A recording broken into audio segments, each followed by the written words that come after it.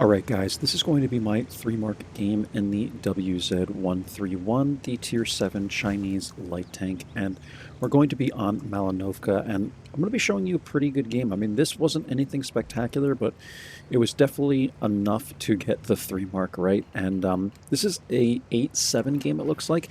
Now, on Malinovka, what I like to do is kind of come to this area. You want to be careful approaching this bush. If you get spotted, the way the ridgeline works over here is you're not really safe, like, in this area. So if you get lit here, people can hit you from here and stuff, so just be mindful of that.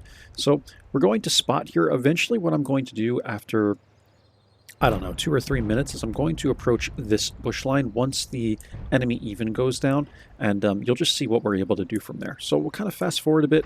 We're spotting the T-32 coming up here. We're lighting him one more time. The even is out here, and he eventually gets eliminated from the game. Super Hellcat is getting spotted by us. We're getting some of that spotting damage. And once I see that the team is just... this team is kind of passive, and the even is pushing in as well, it's like, I'm just going to join this guy and start, you know, cleaning up the rest of this team, right? Like, that's how easy it is once you understand the game mechanics on Malinovka in a light tank. You're going to have a really good time with outspotting the enemy team, right? And you can, I mean, it's just amazing what you can do from here. The other day I was playing the Covenanter, and I actually got in this bush line without anyone knowing. I was sitting here. The enemy AMX ELC Biss was just like running around, had no idea where I was, and he keeps getting spotted, and he was actually a really good player.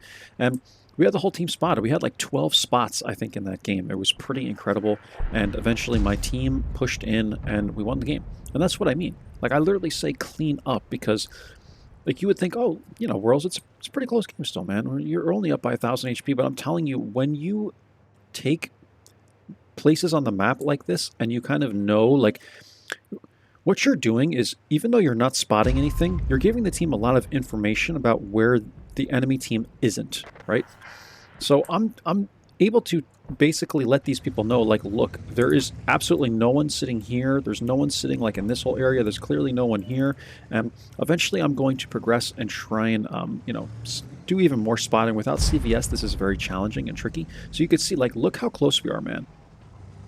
I'm kind of sticking out here too. I'm getting really aggressive. Look where I am. And this is why I tell you guys, like, so many players do not understand how light tanks work. I have well over 445 meters of view range. It's probably like 470 or 460 something on this tank. We don't have CVS. Look how close I am to this area of the map right now compared to everyone else on my team. Look where my team is. Look where I am. And I'm still not spotting anything. And it's likely because maybe a lot of these people are down here, but still, even if someone was sitting like here without CVS, forget it, dude. You're not going to spot them, right? So understand that in the game mechanics, guys. Like, it doesn't, you can be like, without CVS, you could literally be some 100 meters away from people, 70, 80 meters away if they have really good camo. If they're sitting in a bush, dude, forget it. You're not going to spot them. So this is why I approach very carefully. I knock this tree. We're able to spot the Scorpion here, it looks like. So let's see if someone gets a shot into him. Yeah, we got all that spotting. So we're actually doing the spotting. And then the Progetto, luckily I bounced this shell, but the Progetto got lit behind me, so that's why I took that shot. And this is dangerous, man. I don't really blame the Progetto for doing this, but he got wrecked by Artie as well. But, like, eventually, guys, you're going to have to push in. Like, look how close we are to this enemy team. Like, I'm telling you guys, you absolutely, absolutely cannot just throw your tank away. You got to be really careful about how you do this. And this is, again, why I say, like, when you understand the map, even when you understand the map, it's not easy to spot. But by me being here, like, look how much the team pushes in when I'm in this location, because now they know where players aren't, right? So eventually what we're going to do is push in, and we kind of just have to YOLO in, right? So T103 is hitting me here. It might have been the fact that the Iron Army got lit, and I'm just going to go for it, man. Because look, I can't spot any of these guys. Here's the TVP. I don't spot him until I'm on top of him. The Obsidian, the Su-14, the Scorpion. Like, I'm not spotting any of these boys until I'm literally right on top of them. Luckily, we set the TVP on fire. So, you know, that's a little bit lucky. I get some damage out of this game. But Obsidian is here now, and now the team can push in. You see? So when you understand how to play this map, look how easy it is for my team now to push in, go after the Obsidian. The Obsidian is targeting me. The AMX is targeting me. Everyone's targeting me, so these guys could push in, you know, easily, right? Super Hellcat's hitting me here. T103 is over here. I'm perma-tracked, my turret is busted, my ammo rack is toasted because the AMX 1357 is out here, but we're able to spot a lot of these people, and now it's just the Super Hellcat guys. 3,100 spotting and 1,300 damage visible. Eventually these guys are going to push into the Hellcat, and that's the game. But did you see like how close I had to get to this enemy team to spot people? So if you happen to be watching this video and you're a tank destroyer that sits in the back of the map and you're like complaining in the chat like light tank go spot, just understand how challenging it is. I'm a very good light tank player. I mean, I don't mean to brag, but I think I'm better than a lot of people that play light tanks.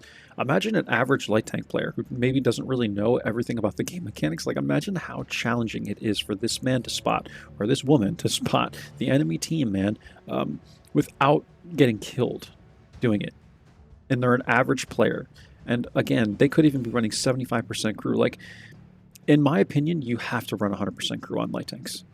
It's just the way it is. Wargaming has designed this game where, like, it is extremely difficult to be good at light tanks, guys. Extremely difficult. And that's why I enjoy playing them, because they're a challenge to me, man. Like, you have to have really good crew, you have to understand the game mechanics really, really well, and you got to be really careful with your HP. And like, I'm telling you, man, like, Wargaming doesn't give a rat's ass about light tank players. They don't design the maps around light tanks, they design them around brawling, and that's just the way it is, man. Like, they make the game so that people have to brawl. That's the way they want the game to be played. They don't really care that much about light tanks, man. They can say they do. Oh, we put a bush here for you guys. Like, yeah, thanks a lot, man. You know what I mean? It's just like, and I don't mean to hate on Wargaming, but it's just, that's the way they design their games. Like, almost all the maps are brawling maps, guys. That's the way Wargaming wants you to play this game. They want you to brawl and use armor and hold down meta and all that, man. The game is not designed for light tanks. It really, really isn't, man. You know, you have a couple of good maps, yes. Malinovka, Prokhorovka, you know, Murovanka. That's it, man. Westfield. Like, there's only maybe in the entire thing of maps, right? There's only a handful of maps that are actually good, like good, quote, end quote, for light tanks. And again, that's the way they make the game, man. I don't know how else to say it, guys, but trust me. Wargaming wants you to brawl. So 3366 spotting with 1355 damage, guys. This was the 3-mark game, as I said, first class, and that's it. I didn't show you guys the equipment setup on this thing, so this is how I was running it. Bounty optics, Bounty low noise exhaust with the Bounty V-stab and optical calibration. That's how I marked it. And then we had the Brothers in Arms here, and we had full concealment, snapshot, smooth ride, recon, and situational awareness. So that's that. I'll show you guys the team score and the detailed report real quick. We were top by experience here. Second by damage, looks like RHM beat me. We had 3 people down here do 1,200. Third by damage, I guess. Also, the Super Hellcat did a little more. And the M2Y was close, but we were top by experience. And their team was okay, man. It's just they lost the even, like, right away. And then the tier 7 light tank was kind of passive. The 1357 was sitting in the back for quite some time, because I never even saw him, man, like until the end of the game, you know. So that's that, and then we'll take a quick look at the detailed report, and I'll let you guys go. We only fired 5 shots, but we hit all of them and penned all of them, which is really cool, isn't it? So that's kind of rare on this tank. And there you go. That's a 3-mark game, guys. Hope you enjoyed. I will catch you for the next one. Take care of yourselves until then. Bye-bye.